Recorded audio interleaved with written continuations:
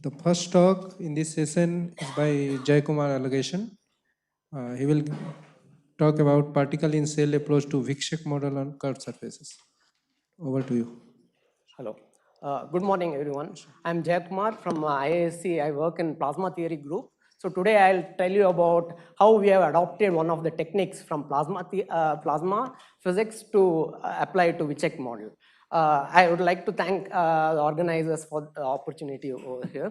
And one thing funny is always when we start working on a problem, we always start seeing that problem everywhere. That's one of the things that happen over here. So I'll start with the standard Vicsek model. You will find that Vicsek model, if you go look up Wikipedia, you'll find that every particle has a vector, it moves along the direction of the vector, and it has a neighborhood radius, and you perform an average of vector field particle vectors in that radius, and then you add noise to it and update the particle velocity, and it continues with the motion.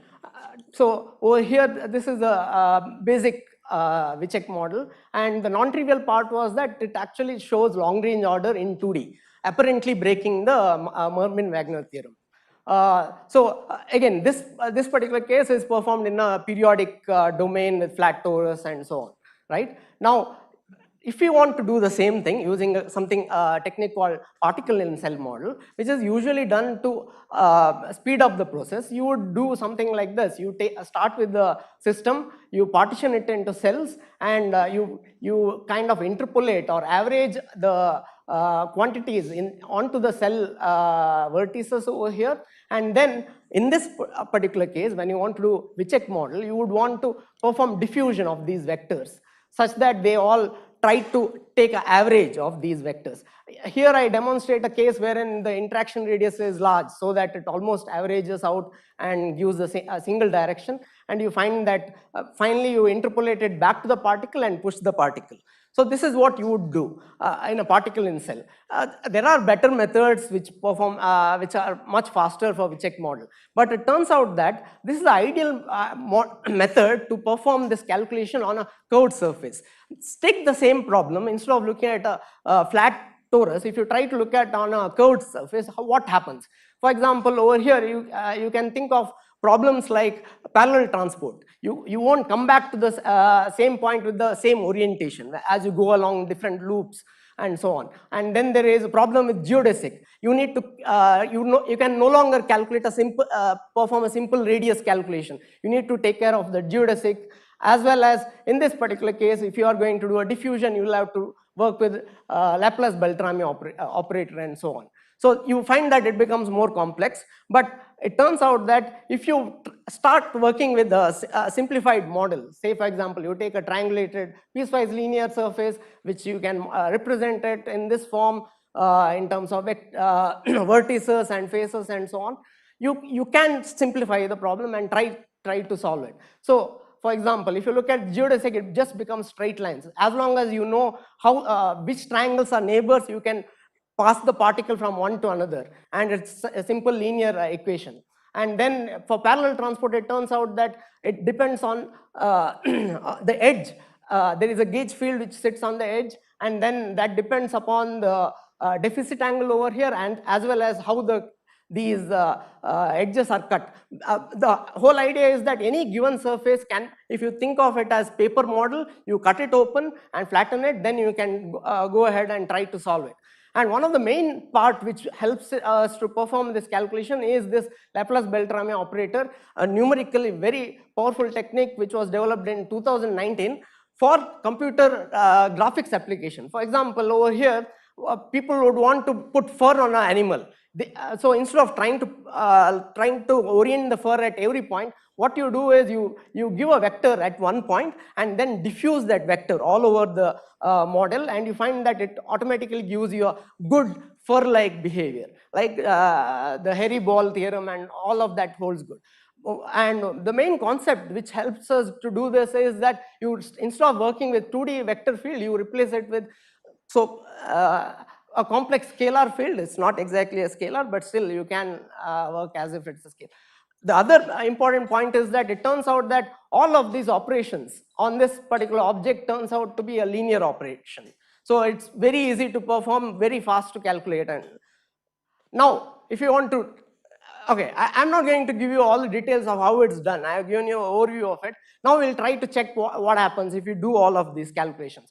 Let's take a simple case of a sphere. Sphere is simple because you know the geodesic, you can do parallel transport on it, more or less analytically, and you can cross verify. So if you take a single particle, instead of looking at the Vicsek model, take a single particle. If you do diffusion, you end up getting this +2 defect, like on your head, what you see on your head. Or if you do reduce the noise to 0, you will end up getting a geodesic, which is a great circle. Then if you add noise, you can end up getting random walks on the sphere.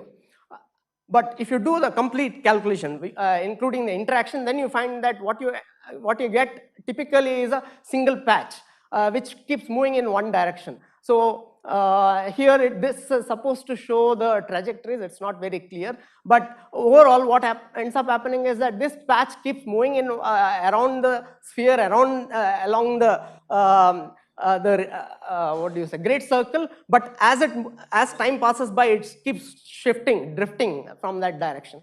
This particular case was worked out in 2015. Because it's a sphere, you can do this calculation. But in 2023, using the continuum hydrodynamic model, you can capture the similar physics using so-called Toner 2 equations, and that you can do a finite element calculation and get similar results. So this kind of matches with what is expected.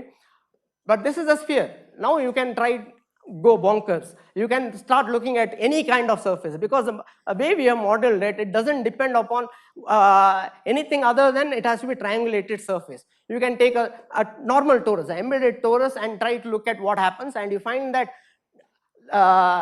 here you have all these particles trying to move along the colloidal direction on the torus, as shown over here, the trajectories. And then if you look at, make it more complex, take a knotted torus and see what happens, you find that it's much more complex, it's difficult to analyze. But one of the things that we notice is that a knotted torus has a chirality, and you find that these textures that you get, or these patterns, trajectories, also have pick out those chiralities.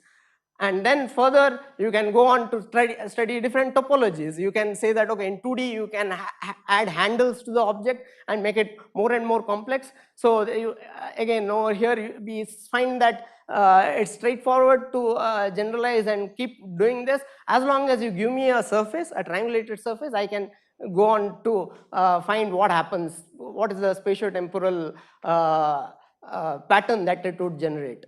And this is what we do. And to conclude, so this we plan to make it open source, and hopefully it will be available soon. It's based on Python, and it has minimal dependencies, and it's built on it's vectorized MPI and so on. And the best part is, any model you can build, any closed surface. Right now boundary is not worked out yet, but any closed surface which you can build using a package like Blender, which is typically used for animation and so on, you can plug it into this and it does work in this. And for example, you can just take a head of a person, a model of a head, and you find that you can run it on it and get some patterns out of it. So that's what I have to say about it. Yeah, thanks.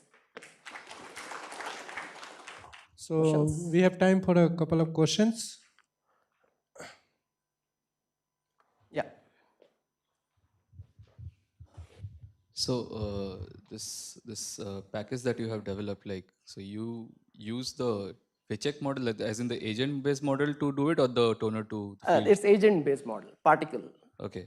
Right. And secondly, is like you showed all these different kinds of topologies where you solve this, like Right. in some, are there some realistic systems where this kind of Okay, people have engineered such kind of systems. I don't know physically whether they manifest, but just to study these kind of system, they do engineer these bubbles and so on, which toroidal bubbles. I think there are, of course, there is a very famous experiment wherein they show turbulence on a torus. So that is possible. And then you can try to build this double torus and so on. You talked of knotted torus. Yes. But the knotting is a property of the embedding in free space. Right. The actual intrinsic Right, property exactly. of the surface are not changed. Right, I agree. So knotting is not relevant, no? Right.